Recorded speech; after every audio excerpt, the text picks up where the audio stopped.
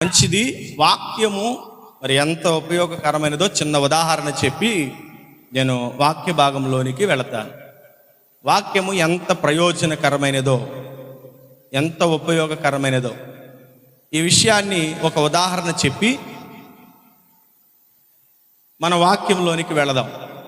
వాక్యం మనకు ఎంత ఉపయోగకరమైనదో అంటే, ఒక గొర్రెల కాపరి పగలంతా తన మందను మేపి ఆ పొలంలో మందను మేపి సాయంకాలానికి మందను ఇంటికి చేర్చాడు. అందరికి నా మాటలు అర్థమవుతున్నాయా? మందను ఇంటికి చేర్చాడు. చేర్చి అలా మంచం మీద కూర్చున్నాడు. ఈలోపు భార్యని పిలిచాడు. ఆకలేస్తుంది, అన్నం పెట్టంటే మరి అన్నం సిద్ధపడేసరికి, భోజనం సిద్ధపడేసరికి సమయం పడుతుంది. మరి ఎందుకు అలా ఖాళీ కూర్చోవడం? సిద్ధపడే కొద్ది సమయం నువ్వు అక్కడ ఏదో ప్రార్థన కూడిక జరుగుతుంది, మరి అక్కడికి వెళ్ళి 4 మొక్కలు ఇంటిరా, ప్రయోజనకరమైంది, కొంచెం మంచిగా మరి వారు చెప్తారు. ఆ 4 మొక్కలు విని వస్తే మంచిదంటే, ఇక పగలంతా తిరిగి ఎండకి ఎండి మరి ఉన్న వ్యక్తి కొంచెం ఎంతైనా మరి విసుగుదలే ఉంటుందిగా, ఎంతైనా అలసట ఉండిద్ది కదండి. సరే, భార్య మాట కాదనిలేక సమయం ఎందుకులే వేస్ట్గా పోనెత్తామని చెప్పి ఇలా ప్రార్థన కూడిక జరుగుతున్నటువంటి చోటుకి వచ్చి కూర్చున్నాడు. ఏం చెప్పింది భార్య? 4 మాటలు వింటురా అయ్యా, ప్రయోజనకరంగా ఉంటాయి, ఉపయోగకరంగా ఉంటాయి అని చెప్పి పంపించింది. సరే, ఈయన కూడా ఏం అర్థం చేసుకున్నాడు? 4 మాటలు వింటే చాలే, అవే బతికిస్తాయి అంటాన్ని వెళ్ళి కూర్చున్నాడు. ఈ లోపల దైవజనులు వర్తమానం అందిస్తూ చెప్పిన మాట, మొట్టమొదటి మాట ఏంటంటే, అందరూ వచ్చారా అని. దేవునికి స్తోత్రం కలుగును గాక. దైవజనుడు వాక్యం ఎక్కే ముందు మొట్టమొదటిగా పలికిన మాట ఏంటంటే, అందరూ వచ్చారా. మంచి మాట, అందరూ వచ్చారా అన్నాడు. ఇదొక మాట. మనం ఏం చేయాలి ఇప్పుడు? దీన్ని మర్చిపోకుండా కింద ఆ పంచి ఉంటే ఆ పంచికు ఒక భాగాన్ని ముడేసుకొని కూర్చున్నాడు. రెండవ మాట ఏం చెప్పాడంటే, అందరూ కూర్చున్నారా అని చెప్పాడు. ఇది ఒక మంచి మాటలాగా ఉంది, కూర్చున్నామన్నాడు. సరే, కూర్చుందామని. ఇప్పుడు ఏం చేశాడంటే, వాక్యం మధ్యలో ఏమండి నిద్ర వచ్చింది, వాక్యం అంతా వినలేదు. సరే, వాక్యం ముగింపులోకి మరి అందరు నిలబడాలి కదా వెళ్ళిపోవడానికి. అందరు నిలబడ్డారా అని అన్నాడు. ఇదొక మాట. 3 మాటలని 4వ మాట కావాలి కదా. సరే, 4వ మాట కూడా విందామని చెప్పేసరికి అనుకునేసరికి ఈ లోపల దైవజనుడు అందరు వెళుతున్నారా అన్నాడు. ఎన్ని మాటలు అయినాయండి? ఏ మాటలు అయ్యి? అందరూ వచ్చారా. రెండో మాట ఏంటి? అందరూ కూర్చున్నారా. 3వ మాట ఏంటి? అందరూ నిలుచున్నారా. ఇప్పుడు ఆఖరి మాట ఏంటి? అందరూ వెళుతున్నారు. ఈ 4 మాటలో ఏమైనా ఒక్క మాట మిమ్మల్ని అడుగుతాను. ఈ 4 మాటలు ప్రసంగం చెప్పి ముగిస్తే మీకు ఏమైనా ప్రయోజనకరమా? చెప్పండి. ఈ 4 మాటలు. ఇప్పుడు ఆ వ్యక్తి ఆ మాటలను మోసుకొని ఇంటికి వెళ్ళాడు. సరే, భార్య భోజనం సిద్ధం చేసింది, కూర్చోబెట్టింది. కూర్చొని భోజనం చేసే సమయాన్ని అడిగింది. సహజంగా భార్యలకు ఉన్నటువంటి గుణం ఏంటంటే, వారి కడుపులో ఉన్నది ఆగదు, తెలుసుకునేదాకా తాపత్రయం ఉంటుంది. కాబట్టి భర్తకు అన్నం వడ్డిస్తుని అడుగుతున్నాయా, వెళ్ళావా ప్రార్థనకి, అక్కడ ఏదో కూటం జరుగుతుంది, వెళ్ళావా అంటే వెళ్ళానన్న. ఏం చెప్పారు? ఏం విన్నావు నువ్వు అంటే, ఏముందమ్మా, అయ్యగారు చెప్పాడు అందరూ వచ్చారా అన్నాడు. ఈలోపు ఆ యొక్క గొర్రెల కాపరి యొక్క మందను దొంగిలిద్దామని, ఆ మందలో ఉన్న కొంత గొర్రెలను దొంగిలిద్దామని కొంతమంది దొంగల ముఠ ఆ ఇంటికి వచ్చింది. ఇప్పుడు భార్య ఏమడిగింది? ఏ విన్నావయ్యా అని అడిగింది. మరి విన్నది చెప్పాలి కదా, చెప్పాలా లేదా? ప్రార్థనకి వెళ్ళి ఏం నేర్చుకున్నామంటే ఏం చెప్పాలి మనం కదా? విన్నది చెప్పాలి. భర్త కూడా అన్నాడు, విన్నది చెప్తున్నాడు. ఏం చెప్పాడు? మొదటి మాట అందరూ వచ్చారా అన్నాడు. ఇప్పుడు దొంగతనం చేయడానికి వచ్చినటువంటి వారికి ఈ వ్యక్తి మాట్లాడిన మాట అర్థమైంది, వినపడింది. అరే, మనం వచ్చిన సంగతి వారికి తెలిసింది. మరి మనం అందరం వచ్చామంటున్నాడంటే ఎంతమంది వచ్చామో కూడా తెలుసు. అంటే పెద్ద ప్లానింగ్లోనే ఉన్నాడు. మరి అతను నిద్రపోయేదాకా మనం వేచి ఉన్నాం, అసలు ఏం జరిగిద్దో చూద్దామని చెప్పి అందరం కూర్చుందాం, ఇక్కడే కాపు కాద్దామని చెప్పి అందరు అక్కడ కూర్చున్నారు. సరే, భార్య మాట అంది, ఒక్కటే అన్నావంటే లేదు, రెండో మాట కూడా విన్నాను. ఏంటి ఆ రెండో మాట అంటే అందరూ కూర్చున్నారా అని. ఇప్పుడు దొంగతనం చేసే వాళ్ళకి అర్థమైంది. ఏ మాట అర్థమైంది? వచ్చిన సంగతి అర్థమైంది, కూర్చున్న సంగతి అర్థమైంది. అంటే ఇక లాభం లేదు, మనకేదో పెద్ద పన్నాగమే పన్నాడు, మనం దొంగతనానికి వస్తున్న సంగతి ముందే ఇతనికి ఇన్ఫర్మేషన్ ఎవరో జారీ చేశారు, ఇక లాభం లేదు, పదండ్ర మనం బయలుదేరదామని చెప్పి అందరూ లేచి నిలబడ్డారు. సరే, మూడో మాట కూడా చెప్పాలి కదా. ఏం చెప్పాడండి? అందరూ లేచి నిలబడ్డారు. ఇక మూడో మాట కూడా వాళ్ళకి ఏమర్థమైంది? నిలబడ్డారు అంటే మనం నుంచున్నది తెలుసు, కూర్చున్నది తెలుసు, నిలబడింది కూడా తెలుసు. అంటే ఇప్పుడు మన సంగతి అంతా అలాగే తెలుసు కాబట్టి మరి మనం ఏం చేయకూడదు? ఇప్పుడు దొంగతనం చేయకూడదని చెప్పి పరికి పెడుతున్నారు. నాలుగో మాట ఏంటి? అందరూ వెళుతున్నారు. దేవునికి స్తోత్రం కలుగును గాక. ఆ వ్యక్తి విన్నటువంటి 4 మాటలు తన సంపదను, తన స్వాస్థ్యాన్ని, తన యొక్క సంపదను దొంగలు దోచుకోపోకుండా అంత భద్రంగా కాపాడిందంటే, నీ ఆత్మీయ జీవితానికి దేవుడిచ్చే విలువైనటువంటి మాటలు, అది గంటైనా కావచ్చు, 2 గంటలైనా కావచ్చు, అరగంట అయినా కావచ్చు, 10 నిమిషాలైనా కావచ్చు. నీ ఇంటికి నువ్వేం మోసుకు వెళుతున్నావో, నువ్వు మోసుకు వెళ్ళే ఆ వాక్యము నీ కుటుంబాన్ని ఎలా భద్రపరుస్తుందో, నీ కుటుంబాన్ని, నీ సంపదను, నీ స్వాస్థ్యాన్ని ఎలా దాస్తుందో, ఏ రీతిగా కాపాడుతుందో గ్రహించుకోవాలి. 4 మాటలు వింటేనే తన కుటుంబంలో అంత ఆ నష్టాన్ని కలగకుండా కాపాడుకుంటే, నువ్వు విస్తారంగా దేవుని వాక్యాన్ని వింటున్నావు. వింటున్నటువంటి ఈ వాక్యము నీ కుటుంబాన్ని ఎంత భద్రతతో కాపాడాలి, ఎంత సంరక్షించాలి, ఎంత కాపుదలనివ్వాలి. ఆ వ్యక్తి 4 మాటలకే అంత కాపుదలనిచ్చి ఆ యొక్క అపాయం జరగకుండా కాపాడితే, ప్రతి ఆదివారం నువ్వు దేవుని వాక్యం వింటున్నావు, ప్రతి కార్యక్రమంలో, సంఘ కార్యక్రమంలో దేవుని వాక్యం వింటున్నావు, ప్రతి కూడికప్పుడు నువ్వు కూడుకొని దేవుని వాక్యం వింటున్నావు. వినుతున్న దాన్ని బట్టి నీ కుటుంబం కాపాడబడాలి కదా, వింటున్న దాన్ని బట్టి నీ కుటుంబం భద్రపరచబడాలి కదా, వింటున్న దాన్ని బట్టి నీ ఆత్మీయ జీవితము దుష్టుడి పాలు కాకుండా భద్రపరచబడాలి కదా. ఒకడు యెరూషలేముకు వెళ్ళాడంట. యెరూషలేములో ఆరాధన క్రమం ముగించుకొని ఇంటికి వెళ్ళవలసిన వాడు ఏం చేశాడు తెలుసా? యెరికోకు దిగి వచ్చాడు.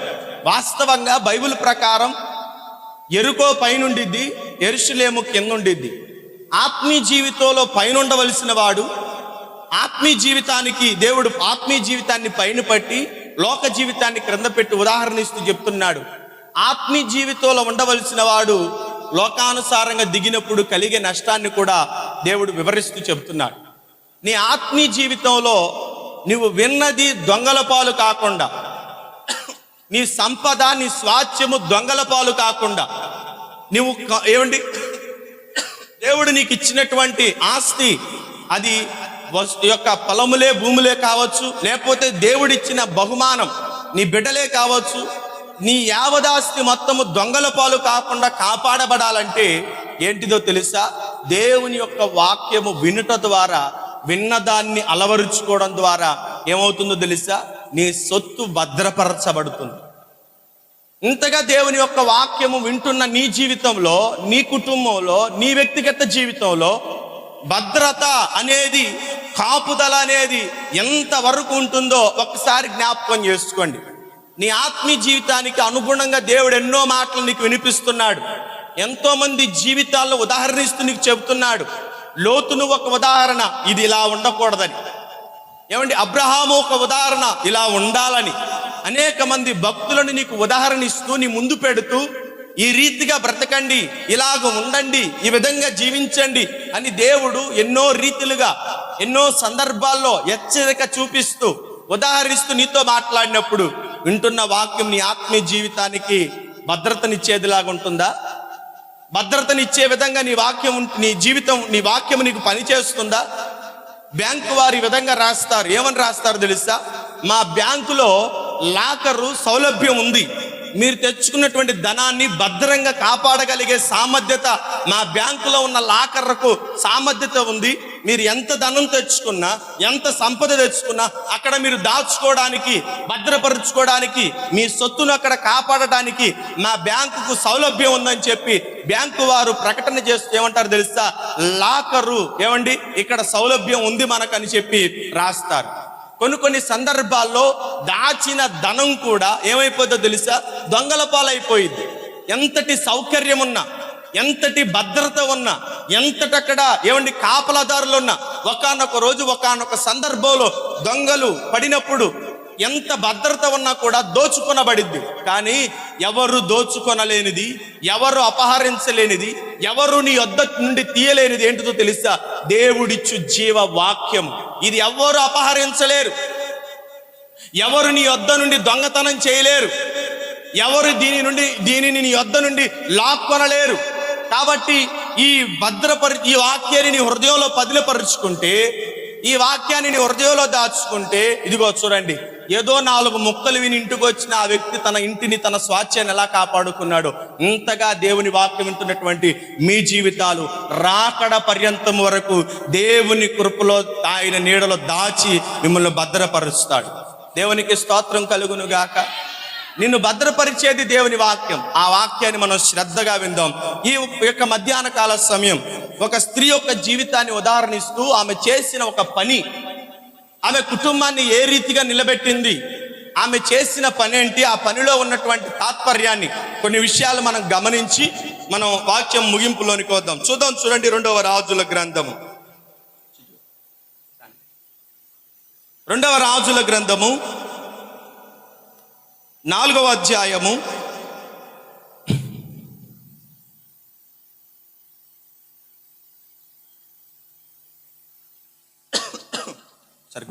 2వ రాజుల గ్రంథము 4వ అధ్యాయము 26వ వాక్యాన్ని మనం చదువుకుందాం. అందరు బైబిల్ గ్రంథం తెరిచి చూద్దాం.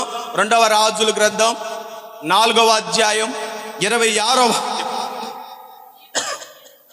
నీవు ఆమెను ఎదుర్కొనుటకై పరుగున పోయి నీవును నీ పెనిమిటియు నీ బిడ్డయు సుఖముగా ఉన్నారా అని అడుగుమని తన పనివాడైన గెహాజీతో చెప్పి పంపెను. అందుకు ఆమె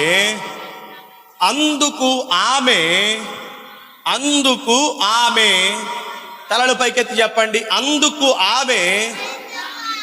అందుకు ఆమె సుఖముగానే ఉన్నాము అని చెప్పింది. దేవునికి స్తోత్రం కలుగును గాక. దగ్గరగా చెప్దామా? ఈ ఒక్క వచనములో దాగి ఉన్నటువంటి ఈ యొక్క గొప్ప సంగతి ఈ దినపు మన ఆత్మీయ జీవితాలకు, మన కుటుంబాలకు ప్రయోజనకరమైనటువంటి ఎన్నో విషయాలు ఈ ఒక్క మాటలోనే దాగి ఉన్నాయి. ఏంటా మాట అంటే, ఆమె చెప్పిన మాట సుఖముగానే ఉన్నాం.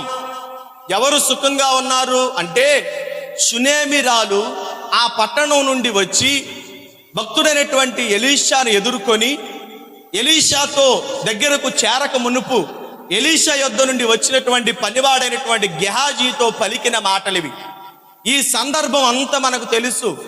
షునేమిరాలు ఆ పట్టణం గుండా వెళుతున్నటువంటి దైవజనుని తన ఇంటికి ఆహ్వానించి ఆతిథ్యం ఇచ్చి, తన ఇంటి యొక్క పరిసరాల్లో ఒక గదిని నిర్మించి, ఆ గదిలో పరికరాలను సిద్ధపరిచి, దైవజనుడికి ఒక నివాసాన్ని, ఒక గూడుని ఏర్పాటు చేసినటువంటి ఆమెకు దైవజనుడు ఇచ్చిన ఒక బహుమానం లేదా ఇచ్చిన ఒక దీవెన ఏంటంటే, ఆమె సంతానం లేని దానిగా ఉండటం గమనించి ఆమెకు ఇచ్చినటువంటి బహుమానం ఏంటంటే, ఆమెకు కుమారుణ్ణి దేవుని ద్వారా దేవుడు ఆమెకు ప్రసాదించాడు.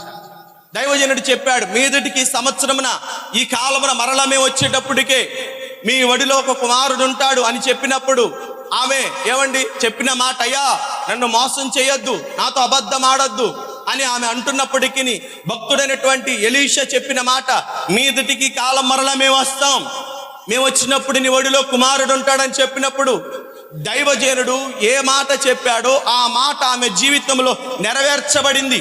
గొడ్రాలుగా పిలువబడుతున్నది, ఆస్తి ఉన్నది, అంతస్తులున్నాయి, భూములున్నాయి, ఘనతలున్నాయి, పేరు ప్రఖ్యాతులున్నాయి, అన్ని ఉన్నా కానీ ఆమె జీవితంలో గొడ్రాలనే బిరుదుని పొందుకున్న ఆమె జీవితంలో దైవజనుడికి ఏమండి చోటు ఇవ్వటం వలన, దేవునికి చోటు ఇవ్వటం వలన ఆమె కుటుంబంలో ఉన్నటువంటి లోటు తొలగిపోయింది.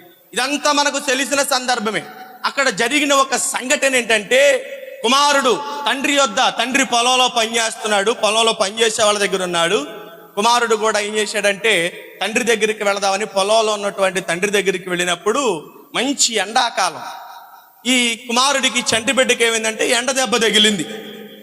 ఎండ దెబ్బ తగలడం వల్ల తండ్రి ఏం చేశాడు, తండ్రి దగ్గరికి వచ్చి తండ్రితో అన్నాడు, నా తల పోయినాయి, నా తల భారంగా ఉంది, నాకు ఇబ్బందిగా ఉందని తండ్రికి చెప్పినప్పుడు తండ్రి ఏం చేశాడంటే ఒక పనివాడిని అప్పగించి, ఇదిగో ఇతన్ని ఆ తల్లి దగ్గర అప్పగించేయండి అని చెప్పి ఈ కుమారుడిని ఆ పనివాడికి అప్పచెప్పినప్పుడు కుమారుడు ఉదయం కాలం నుంచి మధ్యాహ్నం వరకు తల్లి ఒడిలోనే పడుకున్నాడు. తల్లి ఆలనా పాలన కుమారుడికి ఏమేమి సపరిచర్యలు చేయాలో అవన్నీ చేసి తన ఒడిలో పడుకోబెట్టుకుంది. ఒడిలో పడుకోబెట్టుకున్న కుమారుడు ఒడిలోనే కన్ను మూశాడు. ఒక బాధాకరమైనటువంటి పరిస్థితి, ఒక దుఃఖకరమైనటువంటి పరిస్థితి, హృదయాన్ని కలిచివేసే పరిస్థితి, హృదయాన్ని కృంగ తీసే పరిస్థితి ఏంటో తెలుసా? లేక పుట్టినటువంటి కుమారుడు గొడ్రాలనే బిరుదుని పోగొట్టి దేవుడిచ్చిన ఆ యొక్క బహుమానము ఏమైందో తెలుసా? కొంత వయస్సు రాగాల్ని బిడ్డ అనాతి కాలంలోనే హఠాత్తుగా తల్లి ఒడిలోనే మరణించాడు. ఎంత వేదనండి, ఎంత బాధ, ఎంత దుఃఖం. నవమాసాలు మోసి కని పెంచిన ఆ తల్లి ఒడిలోనే బిడ్డ కన్నుమూయడం అంటే ఆ తల్లికి తీరని వేదన, తీరని దుఃఖం, తీరని బాధ ఆ తల్లిని ఎంతో కలిచివేస్తుంది. ఆ తల్లిని ఎంతగానో కృంగదీస్తుంది. కానీ ఆమెలో ఉన్నటువంటి ధైర్యము, ఆమెలో ఉన్నటువంటి అచంచలమైన విశ్వాసం ఆమెను నేటి పరిశుద్ధ గ్రంథంలో ఒక గనురాలైనటువంటి స్త్రీగా కాదు, ధైర్యవంతురాలు, ధన్యురాలుగా మార్చింది. అలాంటి ధైర్యము, అలాంటి లక్షణాలు మన జీవితంలో అలవరుచుకోవాలి. ఈమె దైవజనుడి వద్దకు వెళ్ళింది, భర్తతో చెప్పింది, నా కొరకు ఒక గాడిదని ఒక పనివాడిని సిద్ధపరిచి నాకు అప్పగిస్తే నేను దైవజనుడి వద్దకు వెళతాను. దైవజనుడి దగ్గరికి వెళ్లాల్సిన పనుంది, దైవజనుడితో మాట్లాడాలి, దైవజనుడితో సంభాషణ చేయాలని చెప్పి పనివాడిని పిలిపించి గాడిదని తెప్పించుకొని గాడిద మీద ఎక్కి పనివాడితో చెప్తుంది, నేను నీకు సెలవిచ్చే వరకు నెమ్మదిగా పోవద్దు, త్వరగా పరిగెట్టు. ఎక్కడికి వెళ్ళాలి? మనము దైవజనుడి దగ్గరికి వెళ్ళాలి. కర్మేలు పర్వతం మీద నివాసం ఏర్పాటు చేసుకుంటున్నటువంటి దైవజనుడైనటువంటి ఎలీషా దగ్గరకు మనం వెళ్ళాలి, త్వరగా పరిగెట్టని చెప్పి దైవజనుడి దగ్గరకు తాను సిద్ధపడి వచ్చిన ఆమెను దూరం నుంచి దైవజనుడు గమనించి, అర్థమవుతుందా? ఈ మాటకు ముందున్నటువంటి ఉపోద్ఘాతాన్ని చెప్తున్నాను. ఇదంతా ఈ మాటకు ఉన్నటువంటి ముందున్న ఉపోద్ఘాతం ఇదంతా. ఆమె కర్వేలు పర్వతం దగ్గరికి రాగానే దైవజనుడు కొంత దూరంలోనే ఆమె గమనించి తన పనివాడైనటువంటి గెహాజీతో చెప్తున్నాడు, గెహాజీ, మనకు ఆతిథ్యం ఇచ్చి మనకు నివాసాన్ని ఏర్పాటు చేసినటువంటి ఆ షునేమిరాలు మన యొద్దకు వచ్చింది. ముందుగా నువ్వు వెళ్ళి ముందుగా నువ్వు ఆమెను ఎదుర్కొని ముందుగా నువ్వు మాట్లాడవలసిన మాటలేంటో తెలుసా? నీ భర్తయు నీ బిడ్డయు ఏమన్నది అక్కడండి? నీ పెనిమిటియు నీ బిడ్డయు సుఖముగానే ఉన్నారా? ఏమని అడిగారు? నీ బిడ్డయు నీ భర్తయు నీ బిడ్డయు సుఖముగానే ఉన్నారా, క్షేమంగానే ఉన్నారా, నెమ్మదిగానే ఉన్నారా అని అడిగినప్పుడు ఆమె ఇచ్చిన సమాధానం ఏంటో తెలుసా? మేము సుఖముగానే ఉన్నాం. దేవునికి స్తోత్రం కలుగునుగా. ఒక స్త్రీకి ఇంతటి ధైర్యం ఎక్కడి నుంచి వచ్చిందండి? వాక్యంలో సహజంగా వాక్యం ఏం చెప్తుంది తెలుసా?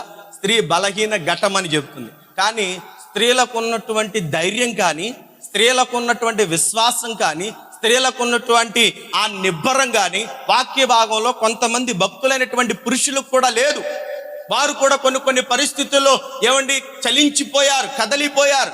కానీ స్త్రీ నేర్పించేటువంటి పాఠం మన ఆధ్యాత్మిక జీవితంలో, మన కుటుంబ పరిస్థితుల్లో ఎదుర్కొనబోయే పరిస్థితులు, కష్టాలు కానీ, శోధనలు కానీ, కష్టతరమైనటువంటి స్థితులు కానీ మనకు ఎదురైనప్పుడు, మనకు తారసపడినప్పుడు, మన జీవితంలోనికి వచ్చినప్పుడు, మన కుటుంబంలో ఎదురైనప్పుడు మనం వాటిని ఎలా జయించాలి, ఎలా వాటిని ఎదుర్కోవాలి, ఎలా వాటిని మనం పరిష్కరించుకోవాలి అనేటువంటి సందర్భాన్ని ఈ వచనం ద్వారా, ఈ స్త్రీ ద్వారా మనం నేర్చుకొనబోతున్నాం. మొదట ఆమెలో ఉన్నటువంటి మొదటి లక్షణం ఏంటో తెలుసా? మొదటి లక్షణం ఏంటో తెలుసా? అచంచలమైన విశ్వాసం అంట. మొదటిలో ఆమెలో ఉన్నటువంటి మొదటి లక్షణం ఏ రీతిగా తన జీవితాన్ని, తన కుటుంబాన్ని ఏ రీతిగా నిలబెట్టుకున్నదో, తన విశ్వాసాన్ని ఎలా నిలబెట్టుకున్నదో చూడండి. అచంచలమైన విశ్వాసం. అచంచలమైనటువంటి విశ్వాసం కలిగి ఉండటం అంటే మనకు కంటికి కనిపించే పరిస్థితులు ఎంత భయంకరంగా ఉన్నప్పటికీ దేవుని ప్రేమను, అలాగే ఆయన శక్తిని, ఆయన వాగ్దానాల్ని నమ్మి జీవించడమేనంట. అచంచలంగా ఉండటం అంటే, అచంచలమైన విశ్వాసం అంటే సాదాసీదమైన పరిస్థితి కాదు. వచ్చింది కష్టతరమైన పరిస్థితి, క్లిష్టతరమైన పరిస్థితి, వేదనకరమైన పరిస్థితి, దుఃఖకరమైన పరిస్థితి.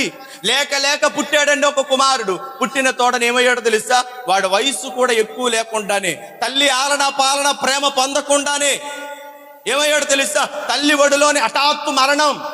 తల్లి ఒడిలోనే హఠాత్తుగా మరణించాడు. మరణించిన కుమారుణ్ణి, మరణించిన స్థితిలో ఉన్న కుమారుడు సంగతి తెలుసు కూడా ఆమె విశ్వాసం, ఆమె ధైర్యం చూడండి. అచంచలమైనటువంటి విశ్వాసం. కదిలిపోలేదు, చలించిపోలేదు, బెదరలేదు, పరిస్థితులకు జడియలేదు, అవిశ్వాసంతో తాను ఊగిసలాడలేదు, విశ్వాసంతో, అచంచలమైన విశ్వాసంతో ఉంది. ప్రియ సంగమా, ఈమె జీవితంలో మనం నేర్చుకుని పోయేదంటే తెలుసా? క్లిష్ట పరిస్థితుల్లో కూడా, కష్ట పరిస్థితుల్లో కూడా, ఇబ్బందికరమైన పరిస్థితుల్లో కూడా మనం ఎలా నిలబడగలగాలి? ఎలా నిలబడాలి చెప్పండి? ఎలా నిలబడాలి? ఆ స్త్రీలో ఉన్నటువంటి మొదటి లక్షణం ఏంటో తెలుసా? అచంచలమైన విశ్వాసం. కష్టం వైపు చూడలేదు, పరిస్థితుల వైపు చూడలేదు, ఇబ్బందుల వైపు చూడలేదు, ఎదురైనది అది బాధాకరమైనదైనా దాని వైపు చూడలేదంట. దేవుని ప్రేమను, దేవుని శక్తిని, ఆయన ఇచ్చిన వాగ్దానాలను వాటిపైనే లక్ష్యం ఉంచడమే అచంచలమైన విశ్వాసానికి ఒక నిదర్శనం.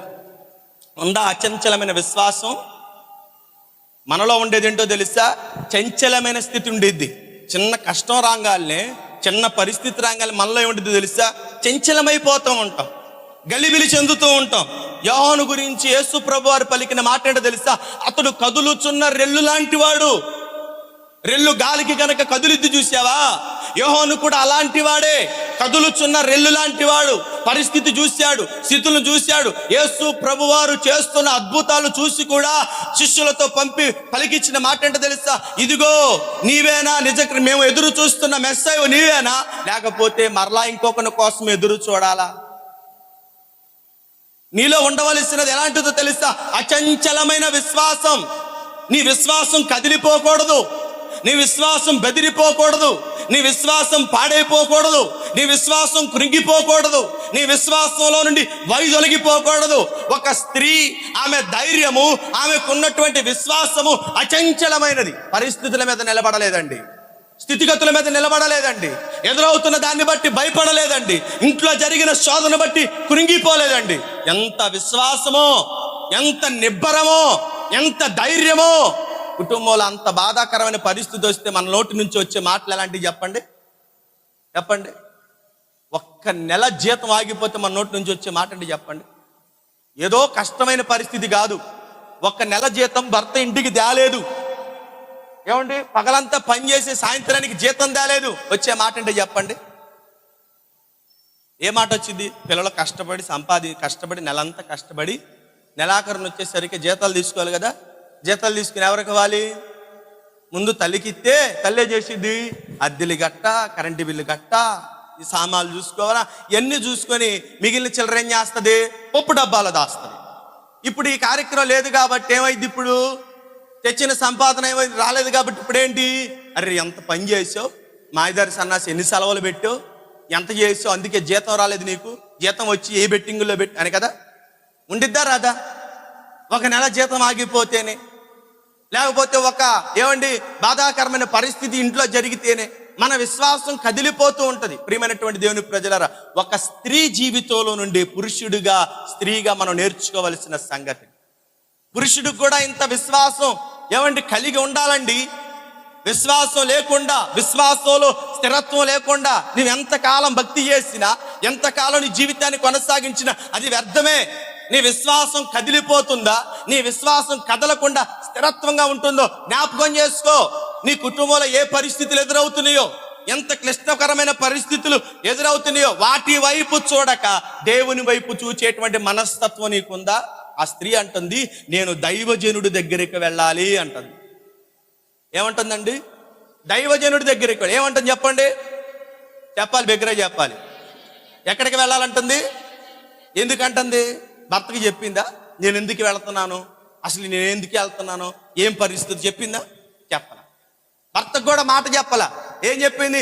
నేను దైవజనుడి దగ్గరికి వెళ్ళాలి. అమ్మా, ఇంట్లో పరిస్థితి ఏంటి? బిడ్డ చనిపోయాడయ్యా. బిడ్డ చనిపోతే ఎక్కడికి వెళ్ళాలి? ఏం చేయాలి? సమాజాన్ని, ఇరుగు పొరుగు వారిని అందరిని పిలిపించుకోవాలి. ఇరుగు పొరుగు బంధువులందరినీ పిలిపించి వాళ్ళకు ఫోన్ చేసి వీళ్ళకు ఫోన్ చేసి చెప్పే సమాచారం ఏంటి తెలుసా? చెప్పండి ఏంటి? ఎక్కి ఏడ్చి, ఏమంటే ఫోన్ ఎత్తంగానే ఎక్కి ఏడ్చి శోకాలు పెట్టి చెప్పే మాట ఏంటి తెలుసా? నా కుమారుడు చనిపోయాడు. బంధువులకు ఫోన్ చేసిందా? రక్త సంబంధికులకు ఫోన్ చేసిందా? ఇంటి పక్క వాళ్ళకి ఫోన్ చేసిందా? పోనీ కనీసం ఇంట్లో ఉన్న పని వాళ్ళకి చెప్పిందా? యజమానుడికి చెప్పిందా? ఎవ్వరికి చెప్పాల. ఏం చేసింది తెలుసా? చనిపోయిన బిడ్డను దైవజనుడి గదిలోకి తీసుకువెళ్ళి మంచం మీద పడుకోబెట్టి భర్తతో అంటుంది, నేను దైవజనుడి దగ్గరకు. కదా, అలాంటి విశ్వాసం మన జీవితంలో ఏమండి కలిగి ఉండాలి. అందుకే నేటి ఈ దినపు పాఠంలో షునేమిరాలి యొక్క ఆ ధైర్యపు విశ్వాసంతో కూడినటువంటి, అచంచలమైనటువంటి విశ్వాసంతో కూడినటువంటి కొన్ని సంగతులు మన జీవితాలకు, మన కుటుంబాలకు అవసరం. ఏ క్లిష్ట పరిస్థితులు నీ కుటుంబంలో జరుగుతున్నాయో తెలియదు. నాకైతే తెలియదు. ఎవరెవరి కుటుంబాల్లో ఏమేం జరుగుతున్నాయో తెలియదు. ఎవరెవరు ఏవే పరిస్థితులు గుండా వెళుతున్నారో తెలియదు. కష్టమే కానీ, నష్టమే కానీ, కరువే కానీ, కన్నీరే కానీ మీ కుటుంబంలో ఏలుబాటు చేస్తున్నా నాకు తెలియదు. కానీ నువ్వు నేర్చుకోవాల్సిన పాఠం ఏంటో తెలుసా? నీ కుటుంబంలో జరుగుతున్న పరిస్థితుల వైపు చూడక దేవుని వైపు చూచే మనస్సు నీకు ఉండాలి. అప్పుడే నీ హృదయంలో నీ విశ్వాసం చంచలం కాకుండా స్థిరంగా ఉండిద్ది. దేవుని వైపు చూడటం నేర్చుకో. దేవుని వైపు నీ మనస్సు తిప్పడం నేర్చుకో.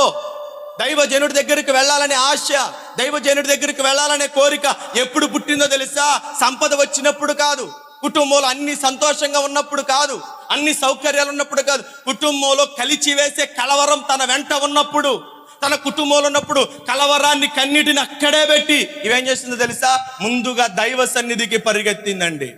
కదా, వెళ్ళే ప్రయాణంలో పరిగెత్తే పనివాడు అడుగొచ్చుండి, అమ్మా ఎందుకు ఇంత వేగం, ఇంత పరుగులాట ఎందుకు, ఇంత తొందర ఎందుకు, ఇంత అడావుడు ఎందుకు, ఏం జరిగిందో చెప్పరాదు అని ఒక్క మాట పనివాడు అడగచ్చు కదా. ఏమండి, స్వతంత్రతను బట్టి పనివాడు అడగచ్చు కదా, ఏంటమ్మా తొందరపాటు, ఎందుకమ్మా అంత కంగారు, ఏం జరిగిందమ్మా ఇంట్లో, ఏం వచ్చిందమ్మా అంత నష్టం, నాకు చెప్పరాదు అనే మాట ఒకవేళ పనివాడు అడిగాడు అనుకోండి, ఏమని చెప్పిందో తెలుసా? ముందు నువ్వు త్వరగా పరిగెట్టు, నేను నీకు సెలవిచ్చే వరకు. ఏమందో తెలుసా? నేను నీకు సెలవిచ్చే వరకు, నేను నీతో మరలా మాట్లాడే వరకు నువ్వు నోరు మెదపద్దు, నువ్వు నాతో మాట్లాడద్దు. నీ దృష్టి వేగంగా పరిగెట్టడమే. ఎక్కడకు పరిగెట్టాలి? దైవజనుడి దగ్గరకు పరిగెట్టాలి. కష్టం వచ్చినప్పుడు మనకు గుర్తొచ్చే మొట్టమొదటి ఆలోచన ఏంటి? మొట్టమొదటిగా మనకు వచ్చే ఆలోచన ఏంటి చెప్పండి? ఒక్క శోధన ఇంట్లో జరిగింది, ఒక బాధే, ఒక కష్టమైన పరిస్థితి ఇంట్లో జరిగింది. మొట్టమొదట మనకు గుర్తొచ్చేవాళ్ళు ఎవరో తెలుసా? మొట్టమొదటిగా ఎవరు గుర్తొస్తారు తెలుసా? భార్యలకైతే పెళ్లి చేసినోడు గుర్తొస్తాడు. అవునా? మొట్టమొదటి ఎవరు గుర్తుకొస్తారు? అప్పుడప్పుడు మా ఇంట్లో వచ్చే బాధ అది. ఏమండి, మొట్టమొదటి ఎవరు గుర్తొస్తారు తెలుసా?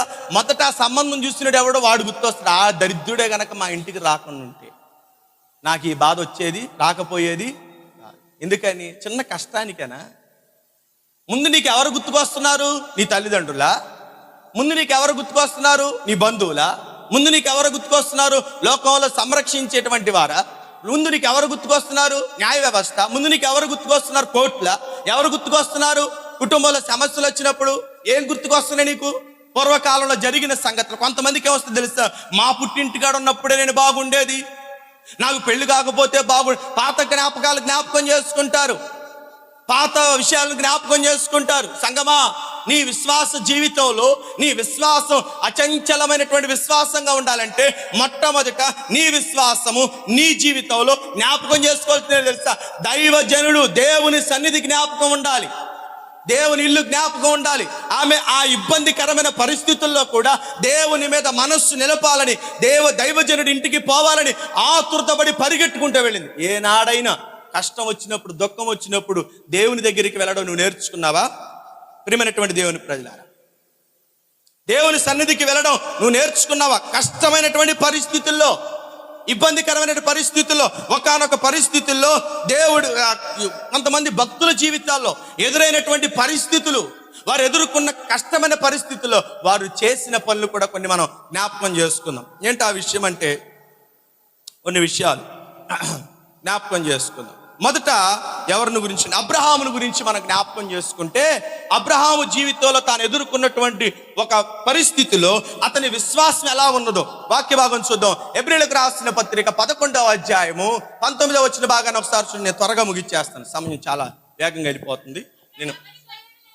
అబ్రహాము శోధింపబడి విశ్వాసమును బట్టి ఇస్సాకును బలిగా అర్పించెను.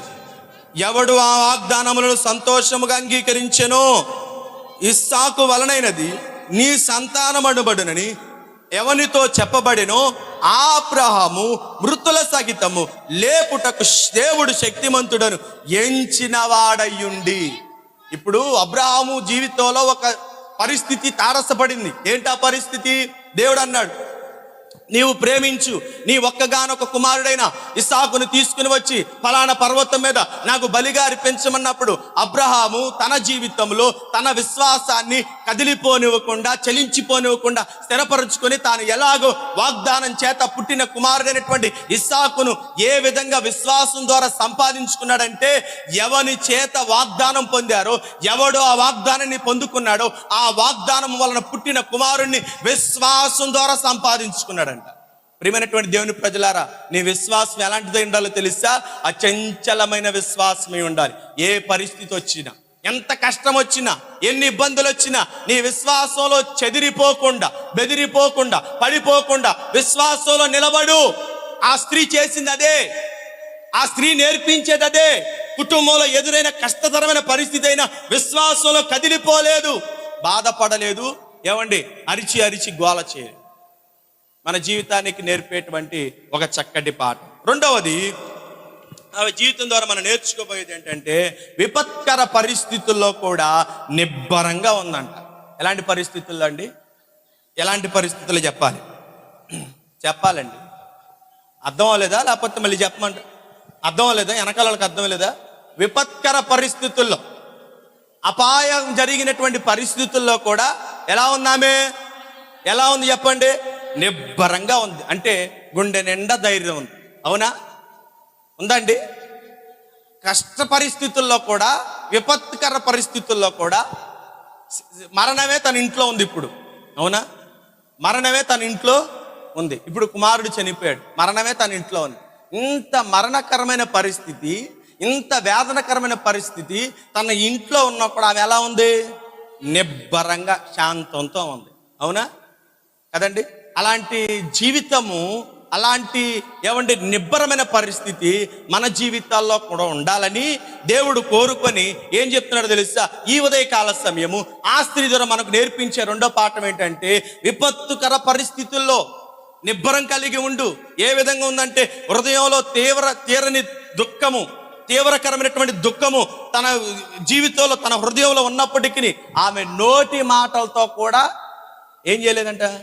చెప్పలేదండి. నోటి మాటలతో కూడా చెప్పాలి. ఏం చెప్పలేదు? నోటి మాటలతో కూడా. ఇప్పుడు గెహాజీ వచ్చాడు, గెహాజీ తన ముందు నిలబడ్డాడు. నిలబడి అడిగిన సమాచారం ఏంటి చెప్పండి? ఏమడిగాడు? క్షేమ సమాచారం అడిగాడు. క్షేమ సమాచారం అడిగాడు. ఏమడిగాడు? నీ భర్త, నీ బిడ్డ క్షేమంగా ఉన్నాడా? ఇప్పుడు ఆమె ఏం చెప్పాలి? ఏం బాగులే అయ్యా, ఏముందిలే అయ్యా, మాయిదారి రోగం మా బిడ్డకే వచ్చి చచ్చిపోయాడు. ఏం సంతోషమయ్యా, ఏమి క్షేమయ్యా, క్షేమం ఉంటే నేను ఎక్కడి దాకా వస్తానా? మందిరానికి వస్తాను, నేను ప్రార్థనకు వస్తాను, నేను ఆరోగ్యం బాగుంటే 4 డ్యూటీలు ఎక్కువ చేసుకోను, 4 రోజులు ఎక్కువ కష్టపడను, 4 రూపాయలు ఎక్కువ సంపాదించుకొని మాయిదారి రోగం మా ఇంట్లోనే వచ్చింది కాబట్టి, మాయిదారి పరిస్థితి మా ఇంట్లో వచ్చింది కాబట్టి ప్రార్థన చేసుకుందామని వచ్చాను అన్నట్లుగా అందా? చెప్పండి, అన్నట్లుగా అందా? ప్రార్థనకి ఎందుకు వచ్చాము ఇక్కడికంటే మాయిదారిది ఏదో వచ్చింది మా ఇంట్లో, అందుకే ఇక్కడికి వచ్చాను అన్నట్లుగా చెప్పిందా? కాదు. ఆమె ఎదురైనప్పుడు ఏం చెప్పిందో తెలుసా? క్షేమమే. దుఃఖం తన ఇంట్లో ఉన్న ఆమె పలికిన మాట ఏంటో తెలుసా? క్షేమం. మన నోటిలో జీవం ఉందంట, మన నోటి మాటలో జీవం ఉందంట. అందుకే వాక్య భాగంలో సామెతల గ్రంథం 18:21 వాక్యంలో రాయబడినటువంటి మాట చదవండి. ఏముంది అక్కడ? ఏం రాయబడింది అక్కడ? చదవాలి. సామెతల గ్రంథం 18 జీవ మరణములు ఏ వశంలో ఉన్నాయి? నాలుక వశములో ఉన్నాయి. మన నోటి మాటలలో ఏముందో తెలుసా? జీవం దాగి ఉంది. ఇప్పుడు మనం పలికే మాటలు ఎలా పలకాలి? విశ్వాసంతో కూడిన మాటలు మనం పలకాలి. విశ్వాసం హృదయంలో ఉందనుకో, దేవుడు చేసిన కార్యాలు మన హృదయంలో జ్ఞాపకం ఉన్నాయి అనుకో, దేవుని శక్తి మన హృదయంలో జ్ఞాపకం ఉందో అనుకో, దేవుని యొక్క ప్రభావం, ఆయన కార్యాలు, ఆయన చేసేటువంటి పనులు మన హృదయంలో జ్ఞాపకం ఉన్నాయి అనుకో, మన హృదయంలో ఉన్నాయి అనుకోండి. హృదయము నిండిన దాన్ని బట్టి ఏ మాటలు వస్తాయి చెప్పండి? హృదయం నిండిన దాన్ని బట్టి ఏ మాటలు వస్తాయి? హృదయము ఏది నిండుకున్నదో అదే మాట బయటకు వస్తుంది. ఇప్పుడు ఆమె హృదయంలో ఏ మాట ఉందో తెలుసా?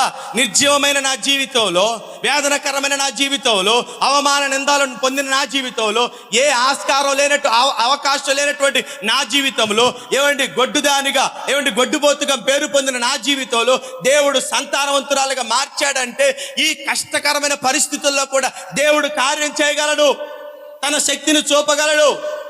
3 బారిన నా జీవితాన్ని చిగురింపజేసిన వాడు, ఎండిపోయిన నా గర్భాన్ని బాగు చేసిన దేవుడు, నాకు గర్భఫలం ఇచ్చి సంతానవంతురాలుగా భాగ్యవంతురాలుగా నిలిపిన దేవుడు, ఈ కష్ట సమయంలో కూడా నాకు దేవుడు సమాధానము దయచేయగలడు, తన శక్తిని ప్రసాదింపజేయగలడని ఆ విశ్వాసం తన నోటిలో, తన హృదయంలో ఉంది. కాబట్టి ఏమొచ్చిందో తెలుసా? విశ్వాసపు పలుకులు. బాధ వచ్చినప్పుడు నీ హృదయంలో ఏం నిండుకుంటుంది? ఆమె నోటి మాటలతో కూడా తొందరపడి ఏం పలకలేదంట, అవిశ్వాసపు పలుకులు. కొన్ని బాధాకరమైన పరిస్థితుల్లో ఉన్నప్పుడు మన హృదయం అంతా ఏమి నింపబడిందో తెలుసా?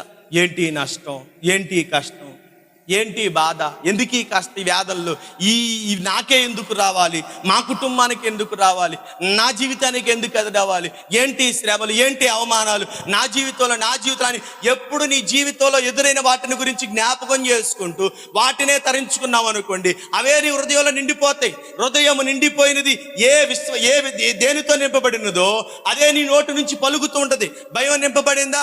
భయంతో కూడిన పలుకులే. బెదురుతో నింపబడిందా? బెదురుతో కూడిన పలుకులే. అదే విశ్వాసంతో నింపబడిందా?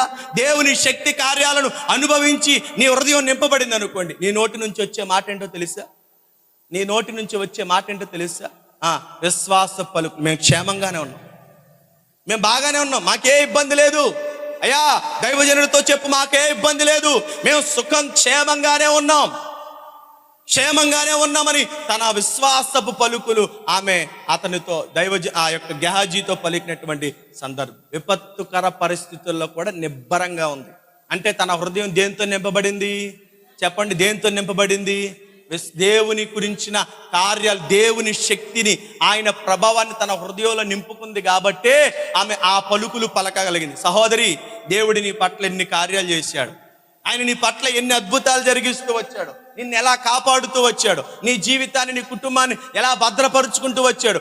దేవుని శక్తిని, దేవుని కార్యాలను, దేవుడు చేసిన మేలును పదే నీ హృదయంలో తలపోసుకో, పదే నీ హృదయంలో దాచుకో, పదే నీ హృదయంలో నెమరు వేసుకో. అందుకే భక్తుడైనటువంటి దావీదు 103వ కీర్తన రాస్తుంటాడు, నా ప్రాణమా యెహోవాను సన్నుతించుము, నా అంతరంగంలో సమస్తమా ఆయన పరిశుద్ధ నామమును సన్నుతించుము, నా ప్రాణమా యెహోవాను సన్నుతించుము. ఆయన చేసిన ఉపకారములలో దేన్ని మర్చిపోకూడదు, ఆయన చేసిన కార్యాలు మర్చిపోమాక. ఎందుకంటే ఆయన చేసిన కార్యాలు ఒక్కటైనా మర్చిపోతే నీలో ఏమొచ్చిందో తెలుసా? అవిశ్వాసం నీ హృదయంలో వచ్చిందనుకో, అవిశ్వాసపు పలుకులేని నోటి నుంచి వస్తాయి కదా. ఇంతగా భక్తి చేసి, ఇంతగా ప్రార్థన చేసి, ఇంతగా మన దేవుని సన్నిధిలో ప్రతి నిత్యం ప్రతి సందర్భంలో దేవుని సన్నిధిలో గడుపుతూ గంటల గంటలు దేవుడు దేవుడు అనే ప్రపంచంలో ఉంటూ ఏమండి నీ హృదయంలో దేవుని గురించిన ఆలోచనలు కానీ, దేవుడు చేసిన కార్యాలు కానీ, దేవుని శక్తి కానీ నీ హృదయంలో పెట్టుకోలేదనుకో, ఏమైందో తెలుసా? చిన్న పరిస్థితి రాగానే, చిన్న శోధన రాగానే నీ నోటి నుంచి ఏ మాటలు వస్తాయి తెలుసా? అవిశ్వాసపు మాటలు వస్తాయి కదా. అందుకే వాక్యం వినేటప్పుడు ఎలా వినాలో తెలుసా? ఎలా వినాలో తెలుసా? హృదయము తెరిచి వాక్యం వినాలి కదా. వాక్యాన్ని ఎక్కడ దాచుకోవాలి? హృదయంలో భద్రపరుచుకోవాలి. వాక్యాన్ని పెడచెవిని పెట్టకూడదు, నిర్లక్ష్యంగా వాక్యాన్ని వినకూడదు. ఎందుకంటే వాక్యము దేవుని యొక్క కార్యాలను, దేవుని శక్తిని, ఆయన ప్రభావాన్ని తెలియపరిచిద్ది. ఆయన ఏమై ఉన్నాడో, ఆయన బల పరాక్రమ క్రియలేంటో, ఆయన ఔన్నత్యమేంటో, ఆయన ఏ గుణశీలత కలిగిన వాడో, ఆయన ఎట్టి కార్యములు చేయగలవాడో, ఎట్టి అద్భుతములు చేయగలవాడో వాక్యము మనకు తెలియపరుస్తుంది. మన పితరులు దానిని వివరించి చెప్పారు. మన పూర్వీకులు దాన్ని అనుభవించి చూసి వాక్యం ద్వారా మనతో మాట్లాడుతున్నారు. కాబట్టి వాక్యము వింటున్నప్పుడు నీ జీవితంలో నీ హృదయాన్ని వాక్యము వైపుకు నీ హృదయాన్ని తిప్పి, హృదయము తెరిచి వాక్యము వినగలిగితే, హృదయము వాక్యముతో నింపబడి ఉంటే, ఇంట్లో కుటుంబంలో కష్టమైన పరిస్థితులు వచ్చినా నీ నోటి నుంచి ఏ మాటలు వస్తే తెలుసా? విశ్వాసంతో ఏముందిలేండి, నా దేవుడు చూసుకుంటాడు కదా, నా దేవుడు చూసుకుంటాడు. మనం లంకపల్లి వెళ్ళామని చెప్పామా? లంకపల్లి వెళ్ళినప్పుడు ఒక ఇంటికి వెళ్ళాం.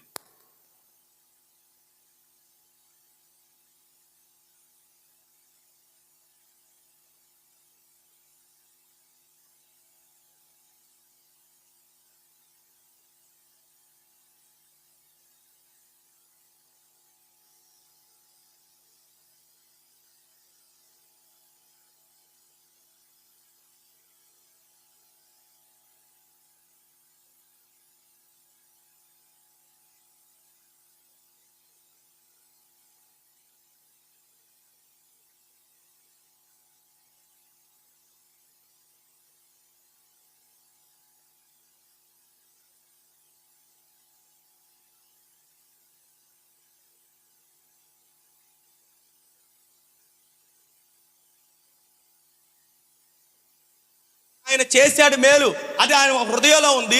ఎవరెన్ని చెప్పినా ఆమె మానుకోవట్లా. ఆ ఇంటి వాళ్ళ బంధువులు ఆమెను కొంచెం తక్కువ చూపు చూసినా అవేమి ఆమెకు పట్టట్లా. ఎందుకోసమో తెలుసా? ఆమె హృదయంలో ఏముంది? నా దేవుడు నాకు కార్యం చేశాడు, నా దేవుడు నాకు మేలు చేశాడు, నా దేవుడు నాకు ఈ అద్భుతాన్ని చేశాడు అనేటువంటి ఆలోచన తన హృదయంలో ఉంది. కాబట్టి ఎంతమంది ఏమనుకున్నా కూడా ఆమె హృదయంలో ఏముందో తెలుసా? ఒకటే మాట, నా దేవుడు నాకు ఈ పని చేశాడు. ఏమండి విగ్రహం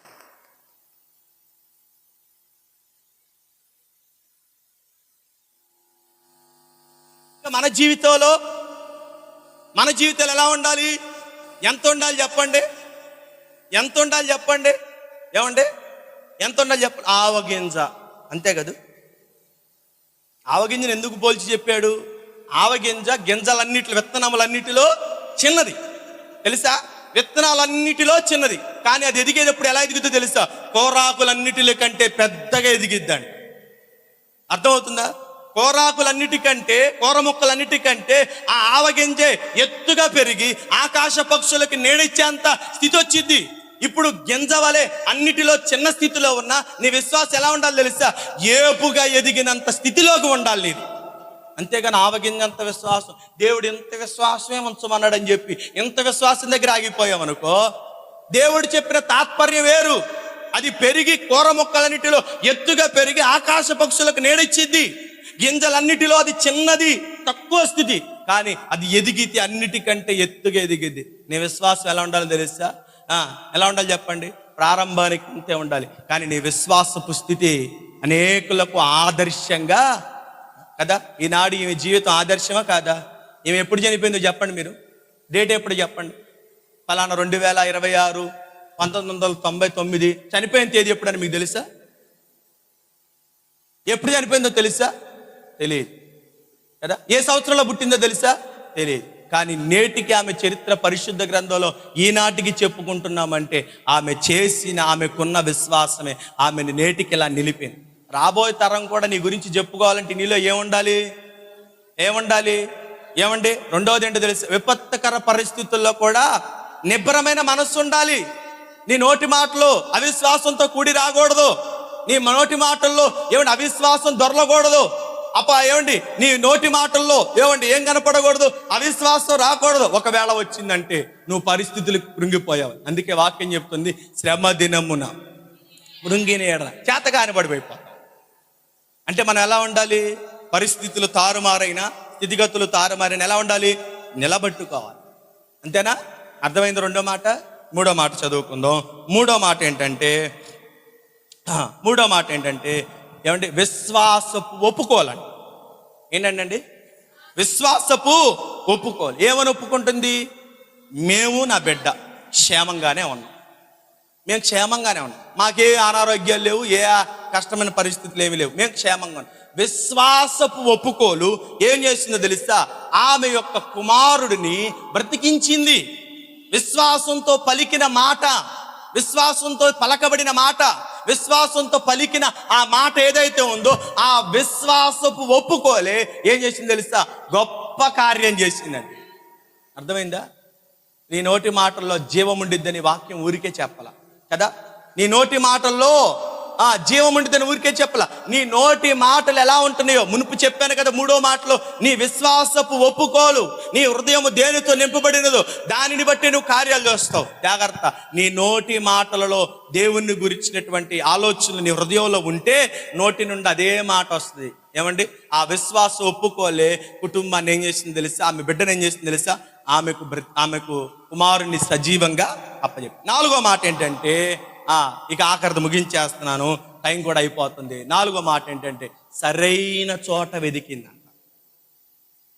ఏంటండి? ఏం వెతికింది? అసలు ఏం వెతికింది? ఎక్కడికి వెళ్ళి వెతికింది? సరైన చోట వెతికిందంట. ఎక్కడ పడితే అక్కడికి వెళ్ళి ఎతకల, ఎవరి దగ్గరికి పడితే వాళ్ళ దగ్గరికి వెళ్ళాల, అనవసరమైన వ్యక్తులతో మాట్లాడాల. భర్త అడిగాడు, ఏంటి ఎక్కడికి వెళ్తున్నావు, ఎందుకు వెళుతున్నావు, ఇది అమావాస్య కాదే, మందిరానికి వెళ్ళి దైవజనుడు దర్శించుకునే కాలం కాదా, సమయం కూడా కాదే, ఎందుకు వెళుతున్నావు అంటే భర్తతో చెప్పిన ఒకే ఒక్క మాట, నేను వెళ్ళుట మంచిది, నేను పోవటం మంచిది, అంతే, నేను వెళ్ళాలంతే. అమ్మా ఏంటి సమాచారం చెప్పవా, దాచుకుంటావా అంటే లేదు నేను వెళ్ళటం మంచిది అంతే, వెళుతున్నాను అంతే. రెండవది గెహాజీ ఎదురుపడ్డాడు. గెహాజీ కూడా చెప్పిందా? గెహాజీ కూడా చెప్పలే. గెహాజీ ఏమడిగాడు? భర్త బిడ్డ క్షేమేనా? క్షేమే, బాగున్నారు, పక్కనుండే మేము పైకి వెళ్ళాలంది. గబా పైకి పరిగెత్తుకుంటా పైకి వెళ్ళి ఏం చేసింది తెలుసా? ఉన్న పలంగా దైవజనుడు పాదాలు పట్టుకుంది. దేవునికి స్తోత్రం కలుగునుగా. ఏమైందండి? ఉన్న పలంగా పరిగెత్తుకుంటూ వెళ్ళిపోయి ఆయన పాదాల మీద పడిపోయి పాదాలు పట్టుకుని ఏడుస్తుంది. తన హృదయంలో దాగి ఉన్న దుఃఖాన్నంతా దైవజనుడి పాదాల ముందు పెడుతుంది. దైవజనుడి పాదాల దగ్గర పడి ఏడుస్తుంది. ఈలోపు గెహాజీ వచ్చి ఏంట పని లే అని గబాల అదురుతూ బెదిరిస్తూ ఉంటే దైవజనుడు అంటున్నాడు, ఆపకు, ఆమె హృదయం వేదనతో. ఎవరి దగ్గర చెప్పుకోవాలి సంగతి? ఎవరి దగ్గర తెలియపరచాలి సంగతి? నీ కుటుంబంలో సమస్య వచ్చిందనుకో, నీ కుటుంబంలో పరిస్థితులు తారుమారి అనుకో, నీ కుటుంబంలో ఏదో జరగరాంది జరుగుతుందనుకో, నీ బిడ్డల మాట అంటలేదనుకో, నీ బిడ్డలు నీకు ఏమంటే లోబడట్లేదు అనుకో, ఎవరు చెప్పాలి? ఇరుగు పొరుగులను పిలిచి వాళ్ళని కూర్చోబెట్టి బాతాకాని వేయాలి. వాళ్ళతో నీ సంగతి ఎవరికి తెలియపరచాలి? ముందు ఎవరికి చెప్తున్నావు? నీ ఇంట్లో వాళ్ళకి చెప్తున్నావా? ఏమండి ఇరుగు పొరుగు వాళ్ళతో ముచ్చటేస్తున్నావా? వాళ్ళకి ఆ మాటలు ఈ మాటలు వాళ్ళు పోగు చేసి ఏం చేస్తారు తెలుసా? ఒకానొక రోజు నీ సంగతిని బట్టి వాళ్ళు నిన్ను ఏళన చేస్తారు. ఎక్కడ పడితే అక్కడ కాదు, నీ సంగతి తెలియపరచాలి. రాజు అయినటువంటి హిజ్కియా ఎక్కడికి వెళ్ళాడు? రాజు అయినటువంటి యెహోషాపాతు ఎక్కడికి వెళ్ళాడు? దేవుని ఇంటికి వెళ్ళాడు, దేవుని దగ్గరికి వెళ్ళాడు. దేవుని సన్నిధిలో పడి ఏడుస్తూ సంగతి అంతా తెలియపరిచాడంట. ఏం చేశాడు దేవుడు? కదా, దేవుడే యుద్ధం చేశాడు. ఇప్పుడు నువ్వు ముందు వెళ్ళాల్సింది ఎవరి దగ్గరికి? సంతోషం వచ్చినా బాధ వచ్చినా ఏదొచ్చినా ఎక్కడికి వెళ్ళాలి? ఏమంటే దేవుని సన్నిధికి వెళ్ళాలి. మొన్న ఈ మధ్య నాకు ఏమంటే పెద్దక్క మరియమ్మ గారు వాళ్ళ ఇంట్లో పండినటువంటి మొట్టమొదటి బీరకాయలా ఏంటో బీరకాయలు తీసుకొచ్చి మొట్టమొదటి మాకు ఇచ్చింది. ఏమని చెప్పింది తెలుసా? మా ఇంట్లో పండిన మొట్టమొదటి పంట ఇది, మీ దగ్గర తీసుకొస్తున్నాం. నేను వాళ్ళ దగ్గర పొందుకోవడానికి అర్హుడిని కానీ తీసుకొచ్చి ఏం చెప్పింది తెలుసా? దైవజనులను మీకు ఇస్తున్నాం. మొట్టమొదటి తొలి పంట తీసుకొచ్చి మా చేతికి ఇచ్చింది. అలాగే ఏమండి, చోడవరంలో ఉంటారు అప్పారావు గారని, ముసలాయన, వృద్ధాప్యంలో ఉన్నటువంటి ఆయన. వృద్ధాప్యలో 80 సంవత్సరాల పైన ఉంటాయి ఆయనకి. వృద్ధాప్యం ఎప్పుడో ఒక్కసారి నన్ను గూర్చి విన్నాడంట, చిన్నక్క చెప్పడం వల్ల. ఏమండి, చెప్పడం వల్ల వింటే ఆయన తోటలో పండిన మొట్టమొదటి పంట గోంగూర కట్టలో, ఏమండి, పెద్ద పెద్ద కట్టలో 10 వేసుకొచ్చాడు. గుండ్రపు సొరకాయ 10 వేసుకొచ్చాడు. ఇంకా ఏంటేంటియో ఒక 4-5 వెరైటీలు, ఏమండి, కూడగట్టి తీసుకొని మొట్టమొదటి నాకు ఇచ్చి చెప్పిన మాట, మా తోటలో పండిన మొట్టమొదటి ఫలం ఇది, మొట్టమొదటి ఫలం ఇది. ఆ రోడ్డు అవతల వ్యాపారం చేసుకుంటుంది సహోదరి, ఆమె తెచ్చిన మొట్టమొదటి ఆ యొక్క, ఏమండి, ఆ వ్యాపారం చేసుకునేటువంటి ఆ కాయలు మొట్టమొదటి కాయ మా కొరకు తీసి పక్కన పెట్టి, ఆ తర్వాత తన వ్యాపారం సర్దుకొని వ్యాపారం చేయకముందు తీసుకొచ్చి మా ఇంట్లో పెట్టింది. ఎందుకని? మేమేమన్నా ఇదేనా? జాతకాలు చెప్పే స్థాయి మాదేనా? మంత్రాలు తంత్రాలు చేసి ఇదేనా? కాదు. దేవుని సేవకులని మొట్టమొదట తీసుకొచ్చి వారు ఇచ్చారు. మొట్టమొదట నువ్వు దేవుని సన్నిధికి వెళ్ళాలి, దేవుని ఇంటికి రావడం నేర్చుకోవాలి. దేవుని ఇంట్లో దేవుని ఇంటికి నువ్వు రావటం అలవర్చుకుంటే, దేవుని యొక్క సేవకులకు కానీ దేవునికి కానీ సంగతి తెలియపరచడం నేర్చుకుంటే, దేవుడు నీ కుటుంబంలో జరిగిన ప్రతి దానికి దేవుడు జవాబు ఇచ్చి వాటిని శోధనలను బలహీనతలను దేవుడు కొట్టివేసి దేవుడు నీకు క్షేమాన్ని ఇస్తాడు, నెమ్మదిని ఇస్తాడు. దేవుని ఇంటికి రావు. ఎక్కడ పరిగెడతాం? మొట్టమొదట ఎక్కడికి వెళతాం? ఆశ ఒకరోజు చేసిన పని ఏంటో తెలుసా? అతను కాలులో గాయం, బొబ్బ వచ్చింది. ఆ బొబ్బ వచ్చినప్పుడు ఏం చేశాడు తెలుసా? యెహోవాను ఆశ్రయించక వైద్యులను ఆశ్రయించాడంట. అంటే డాక్టర్లను ఆశ్రయించడం తప్పు అని కాదు. అక్కడ జరిగిన సందర్భం ఏంటంటే తెలుసా? విశ్వాసంతో దేవుని సన్నిధికి రావాలి. తను చేసిన ఒక పనికి దేవుడు పెట్టిన ఒక ముల్లది. ఆ ముళ్ళుని బట్టి దేవుడి దగ్గర విచారణ చేయాలి, దేవుని దగ్గర సంగతి తెలియపరచాలి. దేవా, నా బలహీనతను బట్టే, నా పాపం బట్టే, నా విధేయతను బట్టే ఈ శ్రమ వచ్చింది, ఈ బలహీనత వచ్చింది, నేను చేసింది తప్పని దేవుని ఇంటికి వచ్చి దేవుని దగ్గర అడగవలసింది పోయి వైద్యులను ఆశ్రయించాడంట. సంగమా, ఎవరిని ఆశ్రయించాలి? ఎవరి దగ్గరికి వెళ్ళాలి? ఈ స్త్రీ యొక్క విశ్వాసపు జీవితంలో 4 పాఠాలు. మొదటిది అచంచలమైన విశ్వాసం, రెండవది విపత్తుకరమైన పరిస్థితుల్లో కూడా, ఏమండి, నిబ్బరమైన మనస్సు, మూడవది విశ్వాసపు ఒప్పుకోలు, నాలుగవది సరైన చోట సరైనది వెతకటం. కదా, సరైన చోట వెతికింది, ఎక్కడ పడితే అక్కడ వెతకల. ఈ మధ్యన సోషల్ మీడియాలో, ఏమండి, ఈ వీడియోలు తీసుకొని నా కుటుంబంలో ఈ పరిస్థితి వచ్చింది కాబట్టి, నా భర్త నా మాట వింటలేదు, నా భార్య అలిగి పుట్టింటికి వెళ్ళిపోయింది, నా భార్య రావట్లేదు కాబట్టి నేను చచ్చిపోతున్నానని చెప్పి ఏం చేస్తాను తెలుసా? సోషల్ మీడియాలో పెట్టుకొని చచ్చిపోతున్నారు. ఎవరు ముఖ్యం నీకు? సమాజంలో ఉన్నవారా? ఎవరు ముఖ్యం నీకు? నీ ఇరుగు పొరుగు వారా?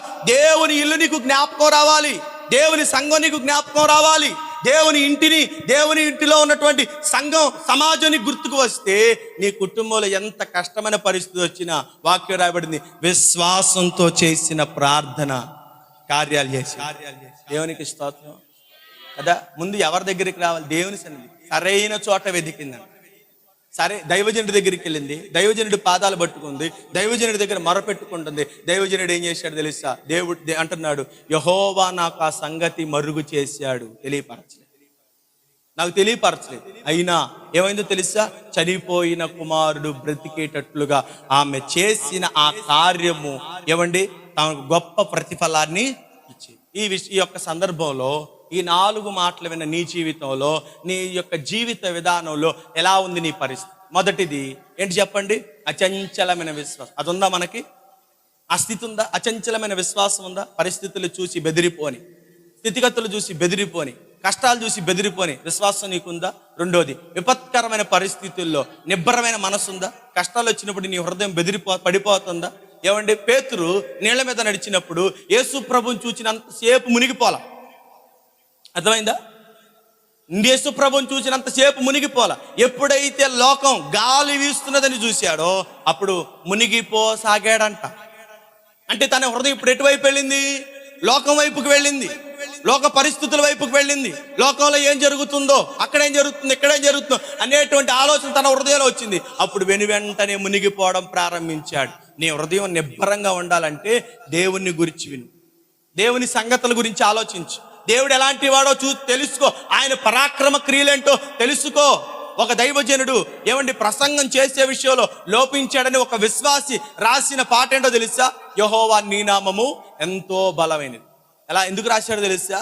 దైవజనుడు దేవుని కార్యాలను వివరించడంలో కొంచెం అతను ఏదో వివరించడంలో ఏమంటే ఆయన దేవుని కార్యాలను వివరించడం, ఆయన శక్తిని వివరించడంలో ఏమంటే కొంచెం ఏమంటే అస్పష్టత తనకు ఎదురైనప్పుడు అతను ఇంట్లో కూర్చొని ప్రార్థన చేశాడంట.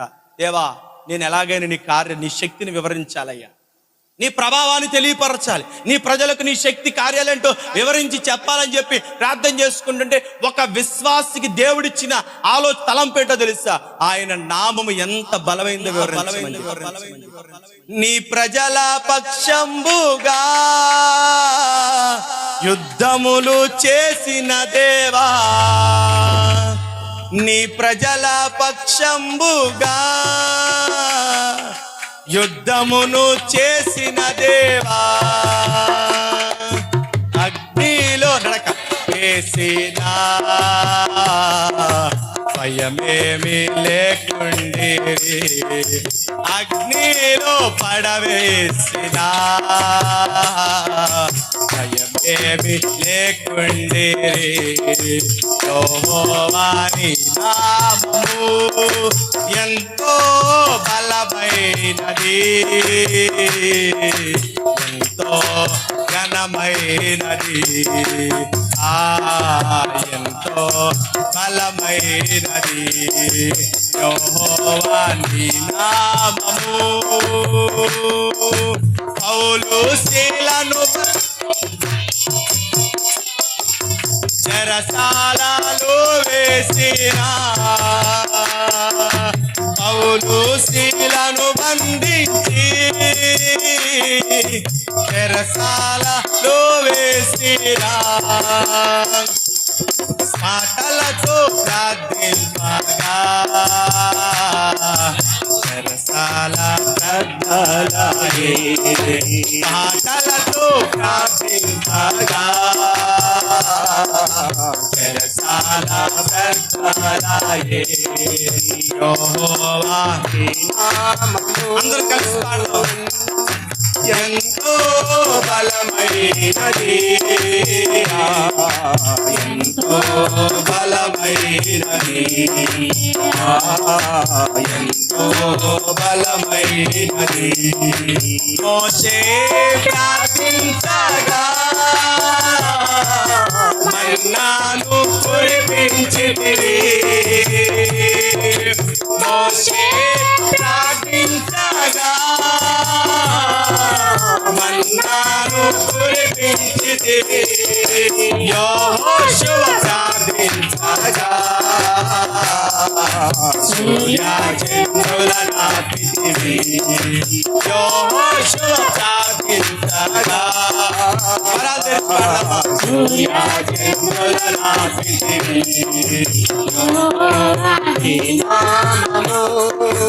ఎంతో బలమైనది, ఎంతో బలమైనది, ఎంతో బలమైనది. నీ ప్రజల పక్షంబుగా యుద్ధములు చేసిన దేవా, నీ ప్రజల పక్షంబుగా యుద్ధములు చేసిన దేవా, అగ్నిలో పడవేసిన భయమేమి లేకుండేది, అగ్నిలో పడవేసిన అదే పాట, భయమేమి లేకుండేది, అగ్నిలో పడవేసిన భయమేమి లేకుండేది, అగ్నిలో పడవేసిన భయమేమీ లేకుండిరి. యెహోవా నీ నామము ఎంతో బలమైనది,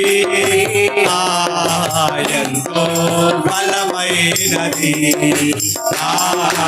ఎంతో బలమైనది. చెరసాలలో వేసినా సంఖ్యలో బిగించినా, చెరసాలలో వేసినా సంఖ్యలో బిగించినా, సంగము ప్రార్థించగా కన్నాలు విడిపోయేను. సంగము ప్రార్థించగా సంఖ్యలు విడిపోయేను. సంగము ప్రార్థించగా సంఖ్యలు విడిపోయేను. యెహోవా నీ నామము ఎంతో బలమైనది, ఎంతో బలమైనది.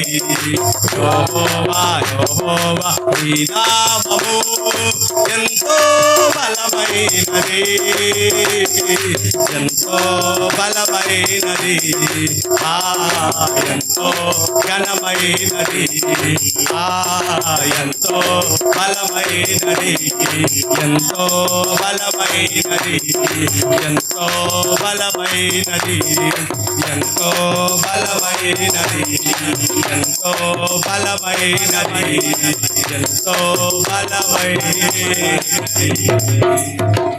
ఎంత బలమైందండి ఆయన, ఎంత బలమైంది. ఆయన కార్యాల ముందు, ఆయన నామం ముందు, ఆయన బలం ముందు ఏదైనా ఆగగలిగినదా? ఏదైనా ఆగగలిగిందా?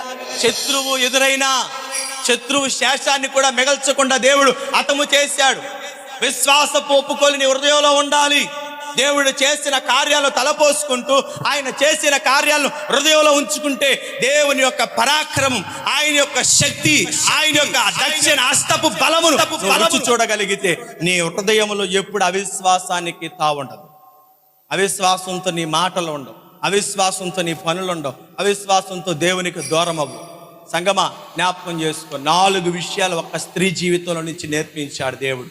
ఏమండి? అచంచలమైన విశ్వాసం, విపత్తుకరమైన పరిస్థితుల్లో నిబ్బరంగా అలా ఉండటం నేర్చుకున్నాం. అలాగే విశ్వాసపు ఒప్పుకోలు ఎలా ఒప్పుకోవాలో నేర్పించాడు. 4వది ఎక్కడ వెతకాలో కూడా నేర్పించాడు. ఆఖరితో దేవుని దూత అంటుంది, ఏమంటుంది తెలుసా?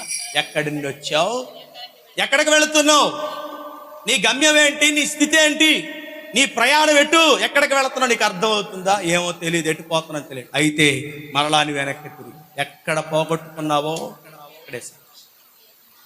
నీవు ఎక్కడ వెతకాలో ఎక్కడే వెతుకు.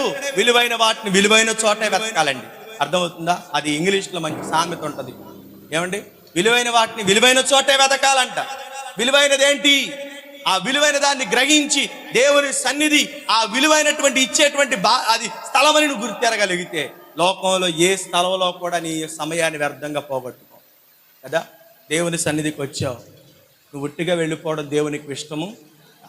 నీ జీవితానికి కావలసినది దేవుడు నీకు ఇవ్వాలని ఆశపడుతూ, లోకంలో దొరకనిది, లోకం ఇవ్వలేనిది దేవుడు ఇవ్వాలని ఆశపడుతూ దేవుడి మధ్యాహ్న కాల సమయం ఈ రీతిగా నిన్ను నన్ను సమకూర్చాడు. సంగమా, నీ జీవితంలో పోగొట్టుకున్నది సంపాదించుకోవాలంటే పోయినది దొరికే చోటు ఏదో తెలుసా? భక్తుడు ఒక పాట రాశాడు, ఏమిటో తెలుసా? కోల్పోయినవన్నీ మరలా పొందుకునే చోటు నీ సన్నిధి. పోగొట్టుకున్నదంతయు, కోల్పోయిందంతయు దొరికేది నీ సన్నిధిలోనే. అబ్రహాము వెతికాడు, దొరికింది. ఏమండి? యోబు వెతికాడు, దొరికింది. భక్తులందరూ వెతికారు, దొరికింది. ఈ మధ్యాహ్న కాల నువ్వు కూడా వెతుకు. సమాధానం కోల్పోయావా? సంతోషం కోల్పోయావా? కుటుంబంలో అసమాధానమా? ప్రేమ లేదా? కుటుంబంలో సఖ్యత లేదా? భార్యాభర్తల మధ్య, బిడ్డల మధ్య అసమాధానంతో నెలకొందా? ఏది పోగొట్టుకున్నావు? ఏం పోగొట్టుకుని వచ్చావు దేవుని సన్నిధికి? ఏం కోల్పోయి వచ్చావు దేవుని సన్నిధికి? ఈ మధ్యాహ్న కాలం దేవుని సన్నిధిలో మోకరించి అడుగు. దేవుడు నీతో మాట్లాడుతున్నాడు. పోగొట్టుకున్నది సరైన చోటు, వెదికే చోటు దేవుని సన్నిధి. భక్తుడైనటువంటి దావీదు, నీ సన్నిధిలో సంపూర్ణ సంతోషం ఉంది, నీ కుడి చేతిలో నిత్య సుఖం ఉంది. దాన్ని వదిలిపెట్టి నేను ఎక్కడికి వెళ్ళి వెతకలను? ఎక్కడ దొరికిద్ది? అవి దొరికే చోటెక్కడ? కోల్పోయినవి పోగొట్టుకుంటే దొరికే చోటేది? ఒక స్త్రీ పోగొట్టుకుంది 10 నాణ్యాల్లో ఒక నాణ్యం. ఎక్కడ వెతికింది చెప్పండి? ఊళ్ళో వెళ్ళి వెతికిందా? ఊళ్ళో వెళ్ళి ఎతికిందా? పెళ్లి మండపానికి వెళ్తే అక్కడ పోయిందని పెళ్లి మండపాలు ఎతికిందా? ఎక్కడ పోగొట్టుకుందో అక్కడే వెతికింది. తిరిగి సంపాదించుకున్నామంటుంది. రండి రండి, నేను నాతో పాటు మీరు కూడా ఆనందిద్దారు. ఎందుకని? పోగొట్టుకున్న దాన్ని మరలా మరలా మరలా. నీ జీవితంలో ఏం పోగొట్టుకుని మధ్యాహ్న కాల సమయం వచ్చావు? నీ కుటుంబంలో ఏం కోల్పోయి వచ్చావో? ఏం పోగొట్టుకుని వచ్చావో? మరణమా, వేదన, దుఃఖమా? ఏది నీ కుటుంబాన్ని ఆవరించి మధ్యాహ్న